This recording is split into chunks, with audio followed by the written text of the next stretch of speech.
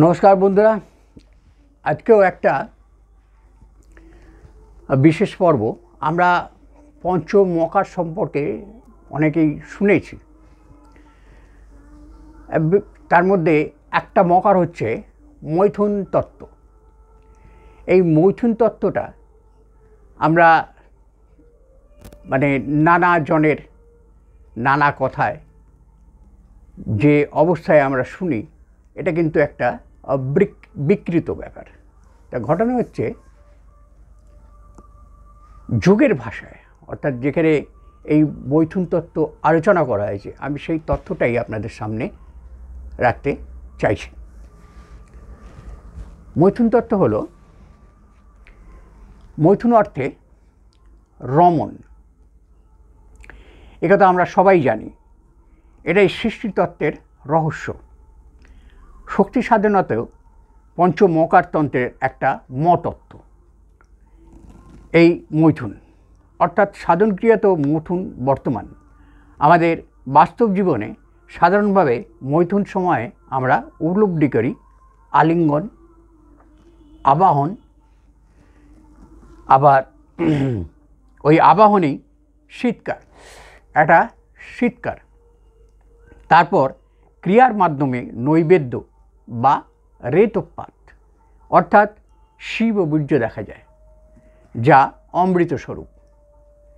এই রেতপাতে বা দর্শনে তৃপ্তিরূপী আনন্দের উদয় হয়। সাধন তত্ত্বেও ওই রকম মৈথুনের মাধ্যমে ব্রহ্মানন্দ লাভ হয়ে থাকে। অনেক পরমহংস সাধক আমাদের কথা জানিয়ে গেছেন। আগমসারেও এর বর্ণনা আছে। সেখানে বলা হয়েছে এই মৈথুন তত্ত্বই সৃষ্টি, স্থিতি এবং প্রলয়ের কারণ। এই মৈথুন থেকেই সিদ্ধি, অর্থাৎ ইচ্ছারহিত অবস্থা হয় এবং সুদুর্লভ ব্রহ্মজ্ঞান লাভ হয়।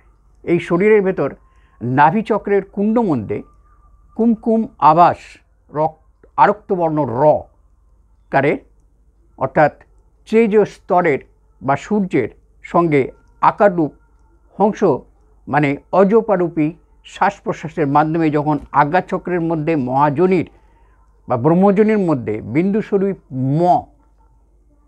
কারের মিলন হয়, অর্থাৎ ঊর্ধ্বে স্থিতি লাভ হয়, তখন আমরা এই আনন্দময় ব্রহ্মজ্ঞান লাভ করি।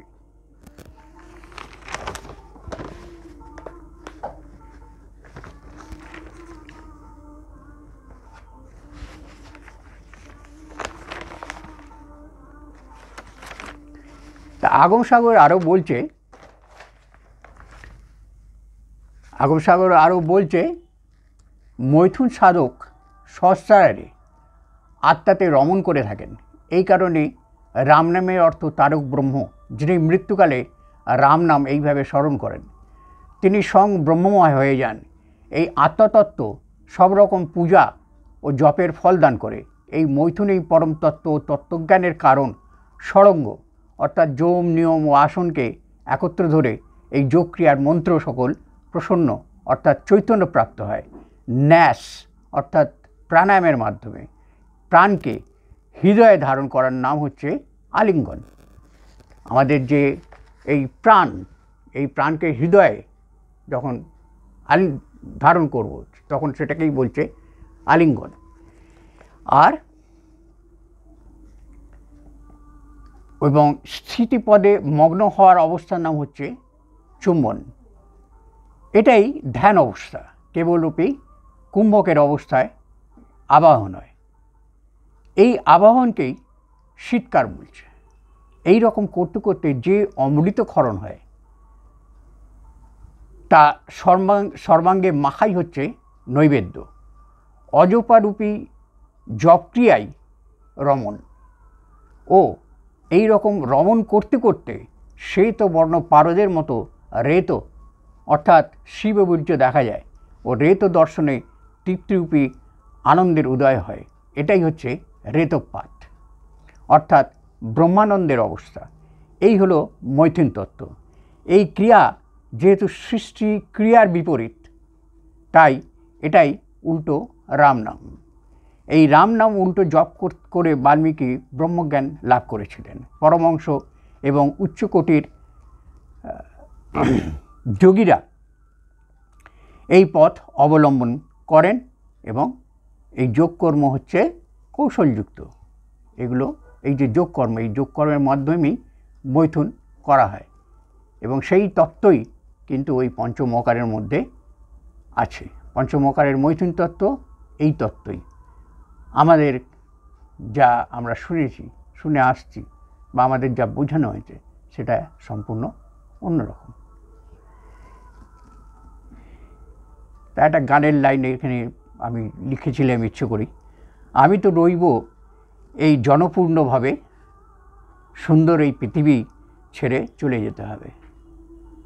আমি তো রইব এই জনপূর্ণভাবে, সুন্দর এই পৃথিবী ছেড়ে চলে যেতে হবে। তাই চলে যেতে হবে, তা আপনাদের জন্য, আগামী প্রজন্মের জন্য আমি আমার এই স্মারক রেখে যাচ্ছি। আশা করি আপনারা সহযোগিতা করবেন, সঙ্গে থাকবেন, উৎসাহ দেবেন, আপনারও উৎসাহিত হবেন। ভালো থাকবেন, সুস্থ থাকবেন, সুস্থ রাখবেন। নমস্কার।